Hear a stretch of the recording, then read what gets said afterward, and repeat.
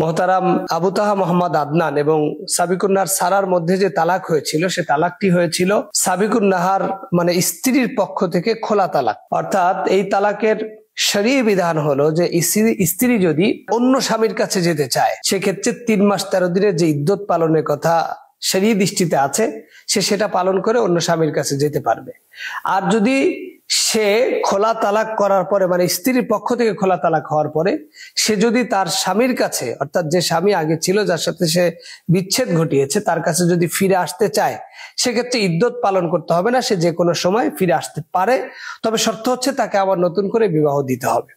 তো সেই ক্ষেত্রে আমরা যতটুকু মাসালা জেনেছি বা আমরা এই ঘটনার সত্যতা যতটুকু যাচাই করেছি, তাতে আমরা নিশ্চিত হয়েছি যে আবু তাহা মোহাম্মদ আদনান এবং সাবিকুন নাহার সারার মধ্যে যে বিচ্ছেদ ঘটেছিল, সেই বিচ্ছেদটা সাবিকুন নাহার সারার পক্ষ থেকে, অর্থাৎ স্ত্রীর পক্ষ থেকে খোলা তালাক হয়েছিল, যার কারণে স্ত্রীর ফিরে আসার সুযোগ ছিল এবং সেটি এখানে হয়েছে। আর শরীয়ী মাসালার দৃষ্টিতে সেই কারণেই তাদের দুজনের আবার বিবাহ হয়েছে।